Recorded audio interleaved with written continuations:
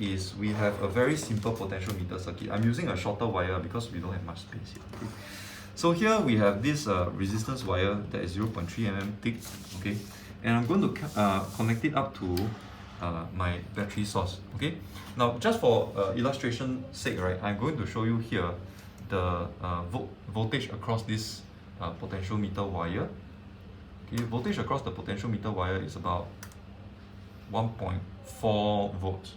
Okay, even though this two batteries total giving me 1.9 volts now. Okay, so I assume there's going to be some internal resistance here or some resistance in the wire. That's why not the entire voltage of the battery comes to the wire. Okay, so remember the wire here has 1.4, 1.5 like that. Okay, and then comparing it to this battery here, right? This battery has 1.3 or 1.4 thereabouts. Okay, slightly less here. Okay, so you see this area here is the primary circuit, okay, that we see in our notes, the driver circuit.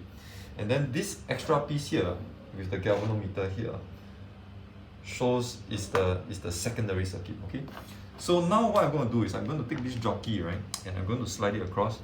So you can predict, right, that you remember the voltage across this is going to be was what 1.5, right?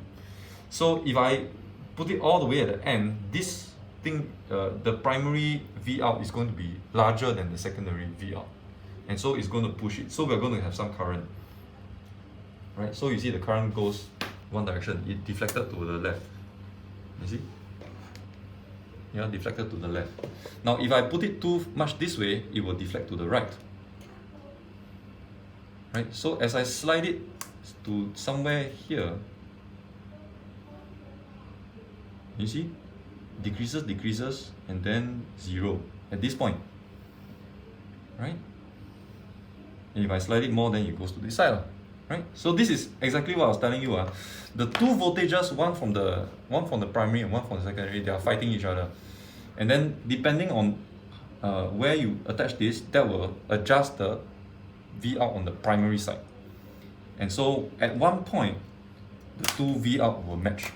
And when the two V out match, you can then use potential divider rule along with the length of this thing, right, to calculate what is the voltage. Okay, that's the whole central premise of this thing. Thank you. Thanks for all.